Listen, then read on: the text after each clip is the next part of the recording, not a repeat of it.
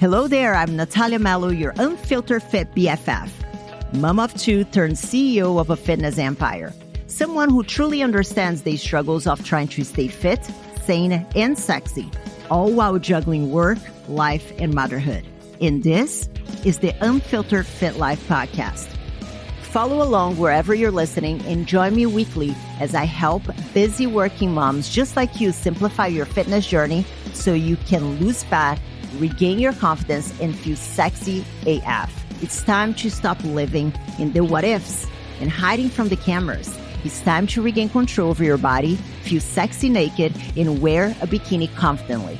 People already see you as a super confident woman, but it's time for you to feel the same way too. Come on, let's go. Hello there, fam. Welcome to another episode of the Unfiltered Fit Life Podcast. I'm Nathalia Melo, your host. And let me ask you a question as we get started in today's episode.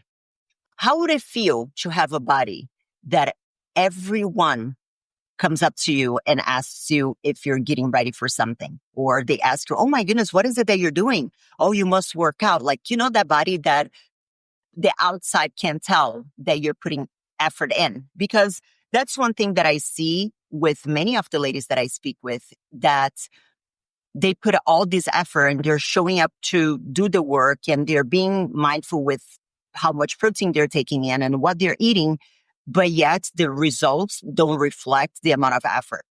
But before we get to that, I want to tell a little bit of a story, and I'm getting somewhere here, so stay with me. I don't know if you know, but I have ADHD, but I didn't know until I was about 38, so it was just recently diagnosed. And I remember whenever I moved to the US from Brazil and I started living by myself, fully by myself, no roommates or anything. And I would see the envelopes, the letters come to my house, and then I would just ignore them. You know, I'll get to it when I get to it. And several times my electricity got cut off. And that wasn't because I didn't have the money to pay, although there had been episodes that it did get cut off because I couldn't afford to pay my electricity bill. But this particular times, plural, that it happened, it was just because I refused to open my letters. They would arrive, I would look at them, keep them on the counter, and then I was like, I'll get to it, I'll just ignore it. They'll go away. So what does it have to do with the conversation today? And I know that anybody who is listening who is ADHD is like, yes, that is like very common. And I would have like no electricity for a few days. It was horrific. It was much more complicated to deal with the consequences of having my light shut off, because then all my food would go bad and, you know, I would have to go to the grocery store again. So it was a lot more work to mitigate the problem that I had created for myself by ignoring like a simple task, like opening my freaking mail. Anyway, why am I telling you this story? Because today I was on social media and scrolling, you know, the good old doom scrolling. And I saw a post that really pissed me off, excuse my French, which was encouraging women to ignore the scale. If your clothes don't fit, don't stress about it. Just go out and buy bigger size. You need to feel good. And before I elaborate on my thoughts about this, I want to make it very clear. It is problematic to let your life and your emotions and your day-to-day and every second of your existence be dictated by the number on the scale or by whatever size clothes you are wearing. However, putting the scale aside and stop with any level of data tracking, okay? And the clothes are getting bigger. Oh, I'm just going to buy bigger clothes and so I can feel comfortable. This is the equivalent of me not opening my electric bill when it arrived and pretending it doesn't exist, and then having to deal with the aftermath and consequences of my ignorance is bliss mentality. And I see this messaging being perpetuated time and time again with women especially, oh, just buy the bigger clothes. And listen, if you're trying to squeeze into your high school pair of pants and life now is significantly different than high school, and now you are a grown adult with bigger boobs or bigger whatever, that is not what I'm talking about.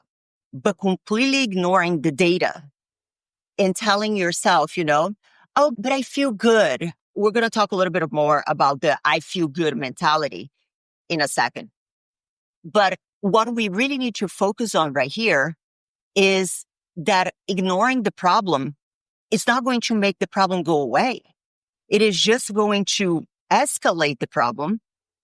And then whenever it comes time to address the problem, you're so far from what you perceive your starting point to be. I cannot begin to tell you how many women I have spoken to, and they have no clue how much, even ballpark of how much they weigh, or, their clothes, because they are just trying to squeeze themselves in leggings. They're stretchy. So they're getting no feedback from what reality actually is. And again, I am not saying that we need to become obsessive about it. I am not saying that we need to be, letting every gram or every ounce that piles on stresses out, because, there are fluctuations. There is the seasonality of life.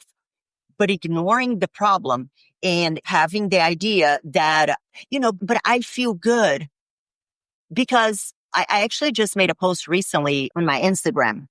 I can link it on the show notes, which was talking about, as a society, we are expecting ourselves to listen to our body.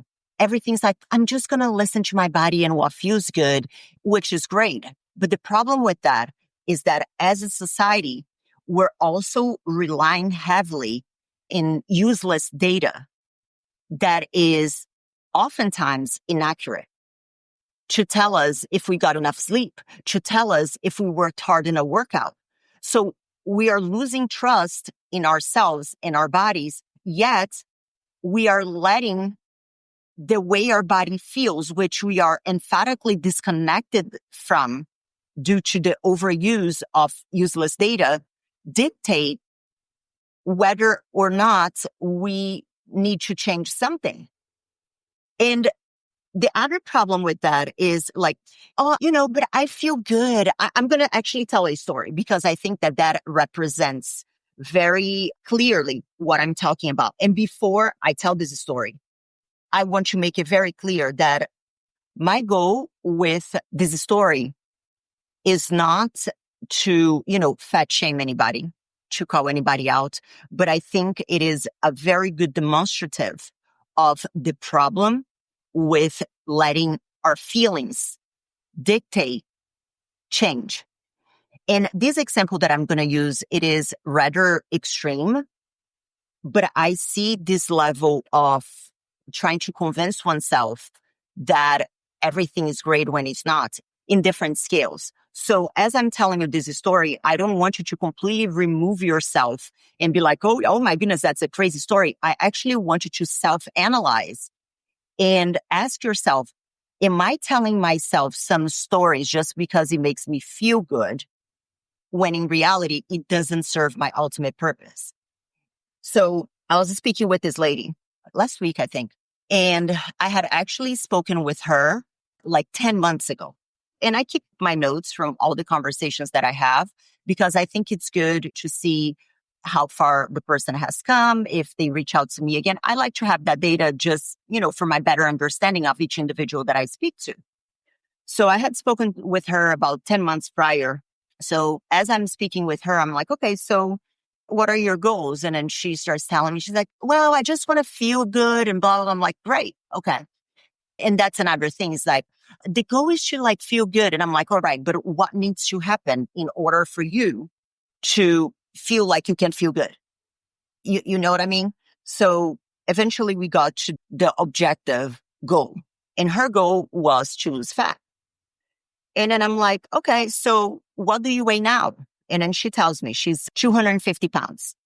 And I'm like, okay, so how do you feel about what you're doing right now? Do you think it is work?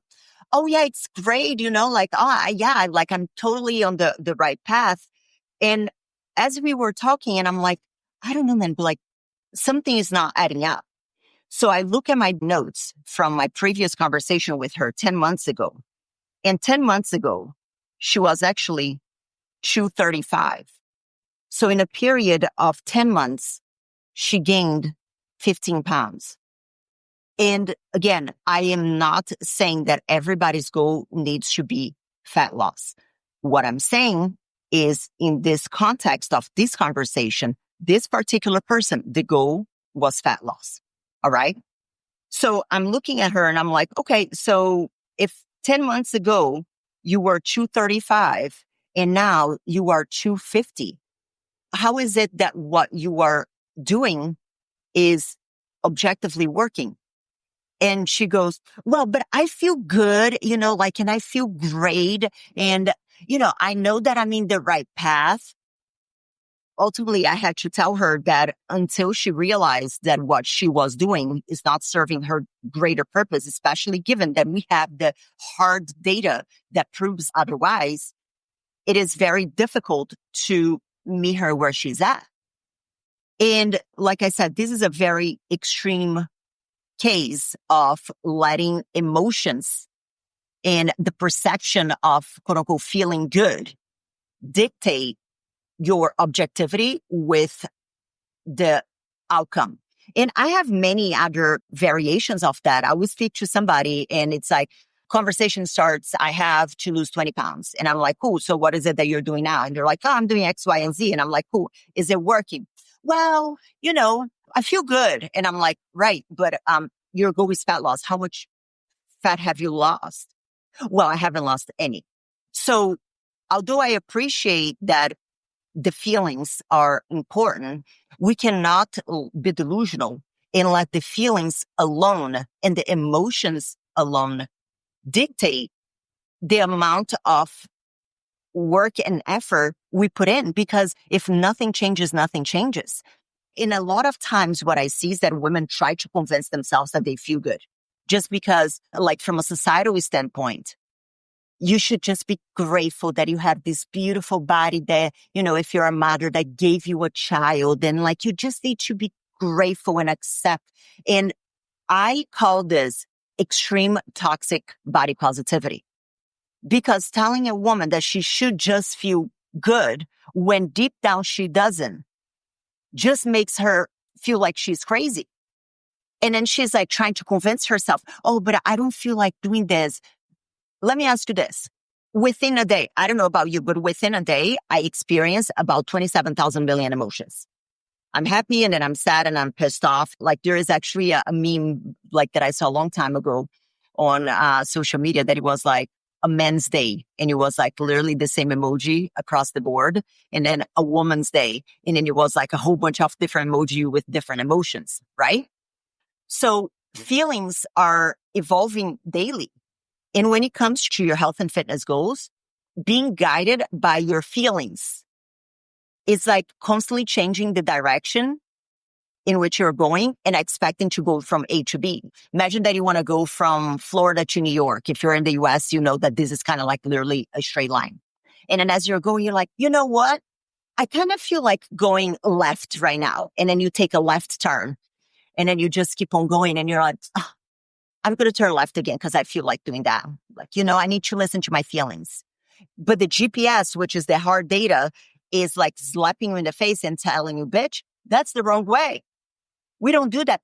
I'm not going to listen to that because I need to listen to my feelings. Next thing you know, you are in freaking New Mexico, which is most definitely not New York, because you're letting your feelings dictate your actions on a day-to-day. If we let the way that we feel dictate our marriage, I don't think that anybody here would be married. Imagine waking up every single day when your husband, I don't know, leaves his, leftover hair that he shaved on the sink. I don't know about you, but that shit pisses me off. If I let my emotions on that particular moment dictate whether or not I stay married, I would have divorced a long time ago. But I know that that is momentary and I need to look at the bigger picture. In the context of fitness, always relying on your feeling, be that, oh, I feel good when you don't, you're actually relying on an inaccurate data. You are giving a data, aka the feeling, that is based on your perception of what other people tell you that you should feel. You see what I mean? And then we have the other layer of, feelings dictating your actions that is like, oh, I don't feel like, meal prepping, or I don't feel like waking up to go work out. Well, I'm pretty sure that most people here also don't feel like waking up, go to work every single day that you go to work. But guess what? Them bills got to be paid. And then you suck it up, you put your feelings to the side, and then you go to work. So emotions are part of the data, but they are not a directive. And what I mean by that is like, that's great that you feel good. Let's say that you have been a very over restrictive diet for a long period of time, and then you start to eat a little bit more, and your goal is fat loss. And then you start to eat a little bit more, your weight kind of like stabilizes a little bit, and you're feeling more energy. And in a month or so, you're going to start to see fat loss because it is just how this works. But if you have been convincing yourself day in and day out that you're like, I feel good, but you're not getting that ultimate result that you want, and you've been doing that for months, if not years, the math ain't mathing. So the same way that we don't look at the scale as an absolute data, the same way that we don't look at pictures alone as like the only data, the same way that we don't look at feelings as an absolute data, it is a combined whenever you put everything together. Because if I'm feeling great, but you're constantly buying bigger size clothes, you're ignoring the hard data, how your clothes are fitting, how your measurements are looking, how your pictures are looking, what the scale is saying. We're getting to a point of delusion.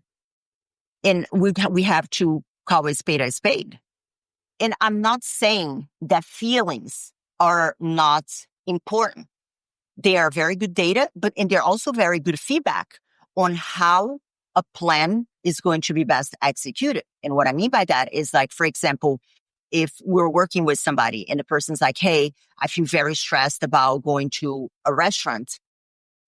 Because, I feel like I'm going to go off the rails and eat a bunch of food because I don't know how to do that. That feeling is understandable. And then we can mitigate with giving the person the tools to navigate that feeling. But the way that I'm seeing repeatedly the idea of like, I feel good, it's almost becoming a little bit of a consolation prize. And what I mean by that is like, my goal is fat loss. And I would love to lose, 15 pounds of body fat and build lean muscle. I look the exact same, but I feel good. So the feeling good is becoming the consolation prize because you cannot get your shit together and actually work towards what your goal actually is. And feeling good and getting closer to your actual goal shouldn't be mutually exclusive. You can work towards accomplishing your goals and making data-driven progress and feel good at the same time. But the feeling good has been the MO excuse for most people who are stuck in a hamster wheel and getting nowhere with it because they refuse to perceive reality for what it is. And again, I'm going to put a parenthesis and asterisks and a side note every time. I am not saying that feeling good is not important. But what I see is that a lot of the women who say, I feel good, they don't. They're just saying that because they don't want to acknowledge that whatever it is that they're doing is not working. And there is a layer of embarrassment because they refuse to look at the hard data. And things are only going to change once you acknowledge that whatever it is that you're doing is not working. So the best way to have the body that everyone will ask if you're getting ready for something is to objectively look at what you are doing. Remove emotions, at least for now, and say, am I moving from A to B for what my ultimate goal is? Because if you have been doing the same thing, I'm going to make a post about this later on. But if you're just doing the, same shit with a different name and expecting a different outcome. And what I mean by that, same shit with a different name, is like somebody would tell me, oh, I cut out carbs. That didn't work. So now I'm going to cut out sugar. That's the same shit. Or I'm going to cut out alcohol. Okay, but what happens when you start drinking alcohol again? Same shit, different name. Oh, I'm going to be mindful of my protein intake. Well, but that didn't work. So now I'm going to be mindful about my snacks. There is no objectivity on that strategy. So you just keep on repeating same shit with a different name, expecting a different outcome and convincing yourself that you feel good by being stuck. I am yet to see one person who feels absolutely delighted to be stuck. So the body of your dreams, the body that everyone will ask if you're getting ready for something, is only going to come once you're willing to be fully transparent with yourself on whether or not what you're doing is working. Or if you're telling yourself a story because you think that that's what people want you to say. Screw people. It's not about what people say. It is about how you deep down feel. Because one thing, oh, but my husband says that I shouldn't worry about it, like that he thinks I look great. Good. That's his fucking job to think his wife looks great. But do you feel great? Or are you just saying because it is the expectation, because, you have the beautiful house, you have the beautiful career, you have the beautiful family. And it's like, what is missing? But how are you going to be able to truly enjoy all these aspects of life? They're incredibly fulfilling if you are not being your true self in your own body. It's kind of like you're living two lives. You have this mask on. I don't think that people do this intentionally. But I think that it is this constant messaging that, oh, you should be grateful. Well, I can be grateful and want to look hot as shit. And if I'm not doing what I need to do to look hot as shit, I need to change something about it. And ignoring the problem, not putting on the pants or putting aside the skill. I do think that sometimes if you're working with someone and you have somebody to give you that feedback, removing the skill can be valuable because, people can become obsessive of that. However, removing that to make it seem like the problem doesn't exist, it's like not checking my bank account and just run my card and hope that the bills are going to pay themselves. That's not how this works.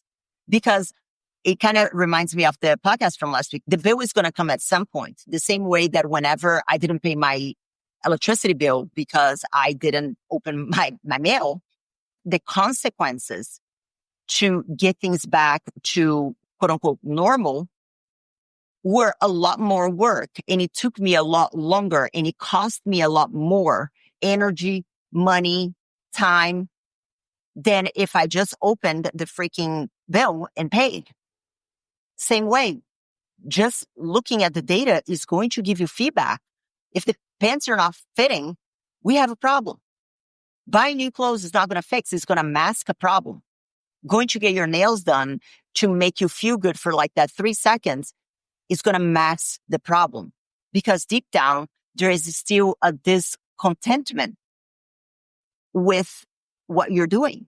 And what I find is that the amount of time and energy that people spend trying to convince themselves that they feel good could be used to actually acknowledge that whatever it is that they're doing is not working and execute in something that actually works. There is a Chinese proverb, or is it Japanese? I don't know. But basically it's like, the sooner you get off the train that is going towards the wrong station, the sooner you are able to get on the right train to get you to where you want to be.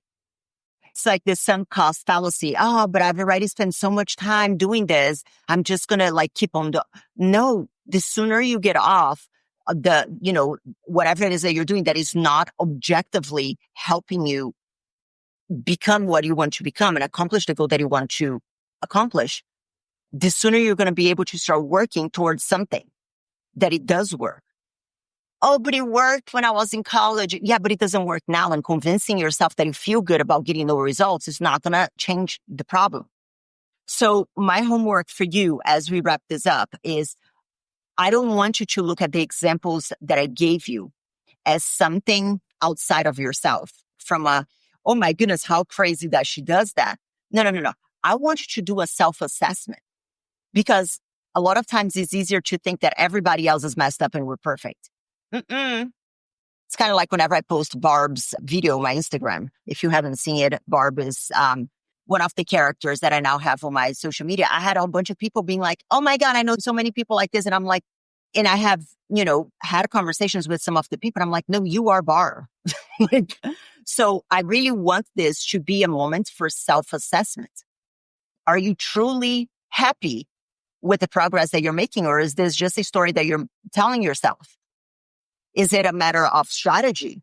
Is it a matter of, if you're working with somebody and it's not working, have you voiced that? Is that person telling you, oh no, you should just feel good? Because then maybe it's not for you, because if you are truly unhappy, then, you have to have that honest conversation. So I want this not to be something like that is outside of yourself. I want this to be a self-assessment experience for you to analyze the things that you're telling yourself, and if they truly align with the data and with the ultimate outcome that you have. And that, my friend, is how you're going to have the body that everyone will ask if you're getting ready for something. Because in order for change to happen, we need to change. And if whatever it is that you're doing is not working, the only thing that is going to generate change is changing it. I hope this episode was helpful. Don't forget to leave your review, your rating, whatever it is. This is very helpful. That's how you pay me for my time, by spreading the word, sharing an episode that you like with your friends. And that's how we can make an even bigger impact in people's lives and help them become the healthiest, fittest, and most badass version of themselves. Thanks so much for listening, and I will see you next week. Adios. Thank you so much for tuning in this week. But let me ask you, what was your aha moment in today's episode? I would love to know. You can leave me a comment at the link in the show description. You can also follow me on social media, Instagram. Links are down below as well. And let me know what topics you want to hear more about, or who I should have on the show. This is it for today, guys. I'll see you back next week for another episode of the Unfiltered Fit Life Podcast.